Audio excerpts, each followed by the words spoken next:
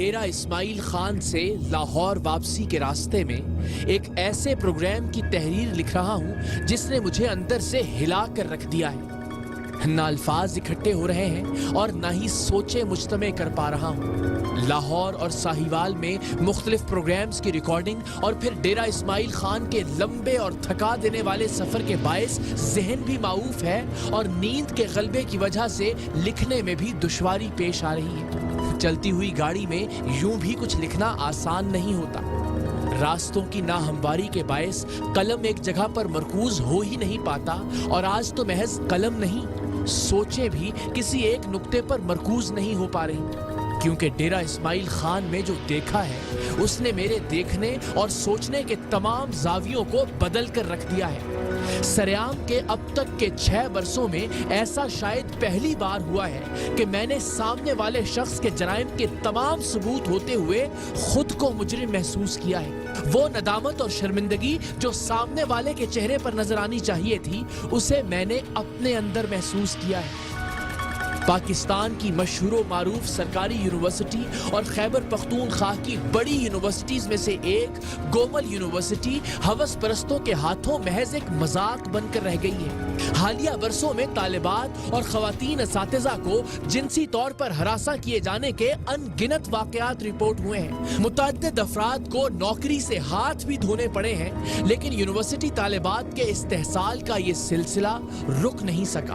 Gomal university کے city campus کے سربراہ، dean of arts, Arabic and Islamic sciences department کے head professor doctor Hafiz Salah الدین بھی کئی برسوں سے طالبات کے جنسی استحصال کے الزامات کی زد میں تھے۔ 21ویں گریڈ کے یہ پروفیسر گومل یونیورسٹی کے اعلیٰ ترین 3 انتظامی عہدوں پر بیک وقت براجمان تھے، لہٰذا کہا جاتا تھا کہ جس طالبہ پر ان کی نظر ہوس ٹھہر جاتی اس کا جینا دوبھر ہو جاتا۔ یونیورسٹی کے اس طاقتور اور با اثر پروفیسر، ڈین آف آرٹس اور ہیڈ آف ڈپارٹمنٹ کو خوش کیے بغیر اپنی تعلیم کو جاری رکھنا یونیورسٹی کی طالبات کے لیے ایک ڈراؤنا خواب بن جاتا تھا۔ یونیورسٹی طالبات کو جنسی طور پر ہراساں کرنے کے الزامات کی ایک طویل فہرست تھی، اور ان الزامات پر ہونے والی انکوائریز کی فہرست بھی اتنی ہی طویل تھی۔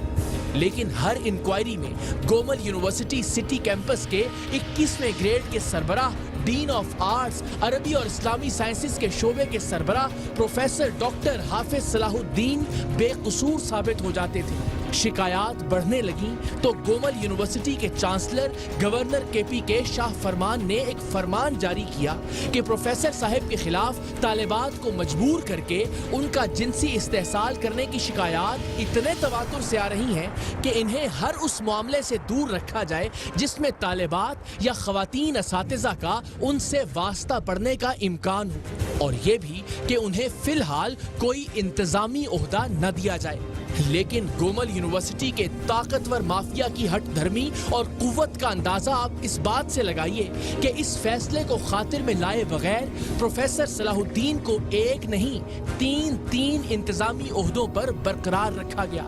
اور یوں طالبات کی تعلیم، ان کا مستقبل، ان کا کریئر ختم کروانے کی دھمکی دے کر انہیں فیل کروانے، ان کے مقالہ جات کو ردی کی ٹوکری کی نظر کرنے سے ڈرا کر گومل یونیورسٹی کا یہ سینئر ترین پروفیسر اور اعلیٰ ترین عہدیدار مجبور طالبات کے ساتھ جنسی کھلواڑ کرتا رہا۔ یہ اس قدر اثر و رسوخ حاصل کر چکا تھا اور اتنا طاقتور ہو گیا تھا کہ اب اسے کسی کی پرواہ نہیں تھی۔ اب یہ طالبات اور خواتین اساتذہ کی جسمانی بے حرمتی بغیر کسی ڈر اور خوف کے کرنے لگا تھا۔ کوئی انکوائری اس کا کچھ نہیں بگاڑ سکی تھی، کوئی نوٹیفیکیشن اس کا بال بیکا نہیں کر سکا تھا۔ اب اسے کسی آرڈر کا کوئی ڈر نہیں تھا، اور بس یہی وہ وقت ہوتا ہے جب انسان کا زوال شروع ہوتا ہے۔ میں ڈین آف آرٹس فیکلٹی ہوں، میں 21 گریڈ میں، اسے آگے گریڈ نہیں ہے۔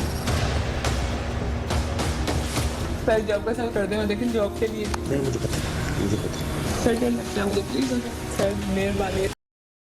گومل یونیورسٹی کے ڈین آف آرٹس یعنی یونیورسٹی کے آرٹس کے تمام شعبہ جات کے سربراہ پروفیسر ڈاکٹر صلاح الدین کے بارے میں طالبات کو جنسی طور پر ہراساں کرنے کی خبر جب ٹیم سریام کو ملی تو ہم نے بغیر کسی تعامل کے اس سکینڈل کی پردہ کشائی کرنے کا فیصلہ کیا۔ पाकिस्तान की एक बड़ी यूनिवर्सिटी में 21वें ग्रेड का प्रोफेसर जो वाइस चांसलर के बाद दूसरे अहम तरीन ओहदे पर फाइज है, जो यूनिवर्सिटी के एक पूरे कैंपस का सरबराह है, जो इस्लामिक साइंसेज जैसे मुकद्दस डिपार्टमेंट का हेड है, अगर वो वाकई तालिबात को जिनसी तौर पर हरासा करने में मुलव्विस है तो ये एक बड़ी खबर हो सकती थी। सो हमने पूरी जान लगाकर इन इल्जामात की हकीकत तक पहुंचने की ठानी, लेकिन जब प्रोफेसर सलाहुद्दीन की तस्वीर हम तक पहुंची तो हम ठटके। एक जानिब तो तारीखी और अजीम गोमल यूनिवर्सिटी के आला तरीन ओहदे और मनासिब, और इसके साथ ऐसा हुलिया कि कोई भी महज इन्हें देख कर इनकी शराफत और पाकबाजी की कसम खा ले। लहजा ऐसा कि कोई भी बगैर तहकीक और सबूत इनकी बात पर यकीन कर ले। उम्र का वो हिस्सा कि इल्जाम लगाने वाला खुद शर्मसार हो जाए और देखने वाला बेसाख्ता कहे कि शर्म करो, तुम्हारे बाप की उम्र के हैं।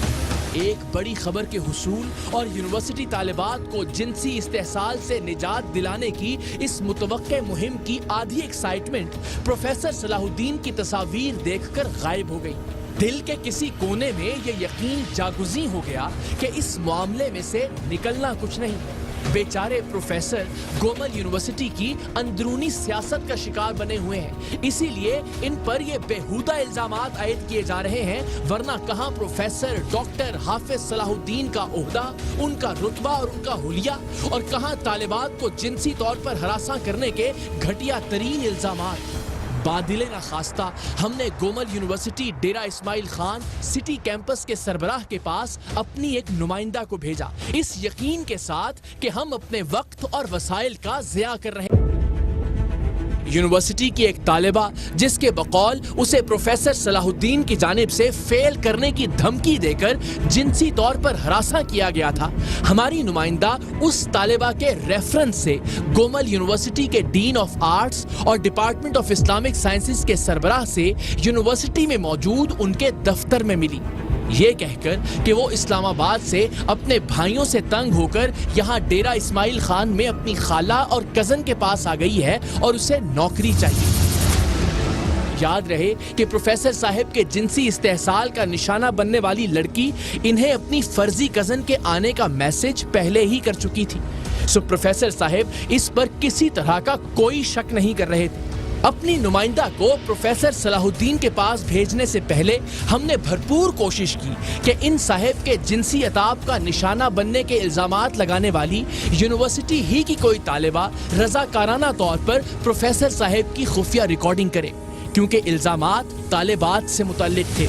लेकिन हाल ही में यूनिवर्सिटी के एक और ओहदेदार के खिलाफ जिनसी तौर पर हरासा किए जाने की शिकायत करने वाली एक तालिबा को उसके अपने ही शौहर ने कत्ल कर दिया था। सो कोई भी मुतासिरा लड़की इस मामले में सामने आने या टीम सरेआम के लिए खुफिया रिकॉर्डिंग करने का खतरा मोल लेने को तैयार नहीं थी। हमें मजबूरन नौकरी के बहाने अपनी नुमाइंदा को भेजना पड़ा। मकसद तो यही जानना था कि गोमल यूनिवर्सिटी का दीनदार, बावज़ा और शरीफुन नफ्स दिखने वाला ये शख्स वाकई ऐसा है या फिर पाकबाजी के इस नकाब के पीछे कोई शैतान छुपा बैठा है जैसा कि इन पर इल्जाम लगाया जाता था। पहली बार इस शख्स से मिलने वाली हमारी नुमाइंदा से इसने क्या क्या कहा और नौकरी देने के बहाने इसने क्या कुछ करने की कोशिश की, इसकी खुफिया रिकॉर्डिंग जब हम तक पहुंची तो हमें पता चला कि इस शख्स में कोई शैतान नहीं छुपा था, क्योंकि शैतान भी इस हद तक गिरने का तसव्वुर नहीं कर सकता होगा। शैतान के वहमो गुमान में भी नहीं होगा कि दीनदारी और पाकबाजी का एक ऐसा हुलिया बनाकर मासूम तालिबात और मजबूरी में अपने पास आने वाली लड़कियों पर भूखे दरिंदों की तरह झपटा भी जा सकता।